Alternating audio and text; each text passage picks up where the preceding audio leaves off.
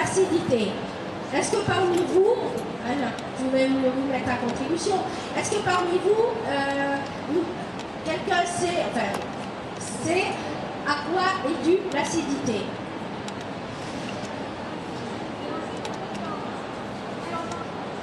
Alors l'alimentation, on va y venir.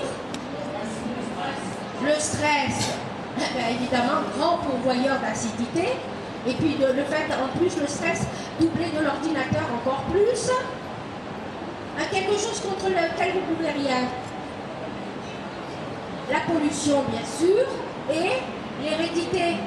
Hein, moi, ma grand-mère, alors voyez ma grand-mère par exemple, elle avait la rhumatisme articulaire avec les doigts tout déformés, plein de nodosité. Vous savez, les doigts un peu, comment on dit, des doigts sorcières, un peu crochus.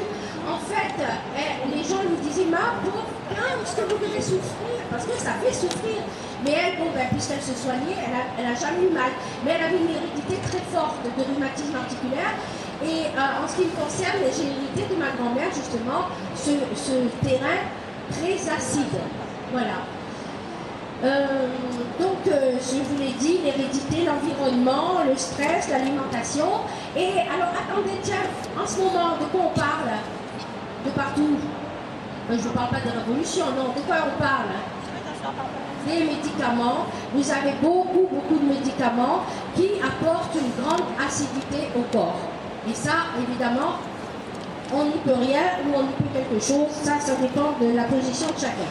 Voilà. Alors ça, c'est les causes principales au niveau de l'acidité. Alors, comment se manifeste l'acidité? Eh bien, vous avez déjà, je vais vous donner des exemples que je prends dans ma pratique. Vous avez les dents. Les dents. Alors, tout ce qui est saignement de gencives, malgré une bonne hygiène dentaire, déchaussement, ces dents qui se mettent à branler, etc., eh bien, on est dans l'acidité. Et alors, en plus, on est dans l'acidité et dans le problème bactérien. On y reviendra tout à l'heure.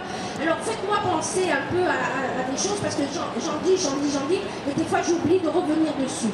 Alors, les dents, je vais vous donner un exemple dans ma propre famille. J'ai un fils qui a commencé sa carrière en étant apprenti pâtissier. Il est tombé chez un très bon pâtissier à l'ancienne, qui faisait tout par lui-même. Eh bien, il n'est pas spécialement gourmand. Il ne faut pas croire qu'il mange des gâteaux à longueur de journée.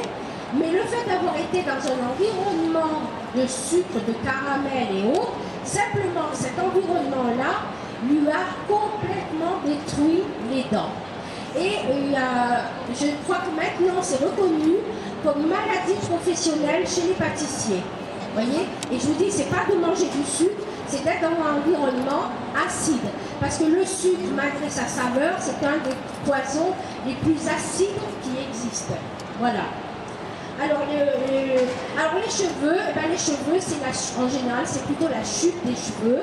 Et surtout chez les hommes, puisque les hommes vont puiser très souvent dans les follicules pileux au niveau des cheveux, justement de quoi compenser l'acidité.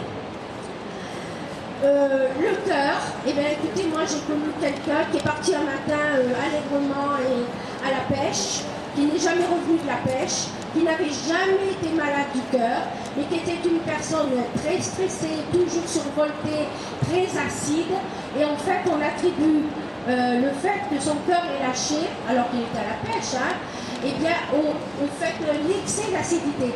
Parce que n'oubliez pas que l'acidité, ça va vous ronger les dents, on est d'accord?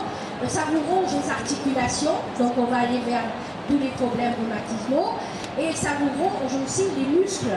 Donc, entre autres, le cœur, c'est qu'un muscle. Et après, bon, vous avez bien sûr la peau, tout ce que l'on peut imaginer comme problème de peau et autres est en relation très souvent avec l'acidité. Et puis, vous avez les intestins, tout simplement parce que quand vous êtes en acidité, le problème, c'est que vous acidifiez donc tout le tube digestif entre l'intestin.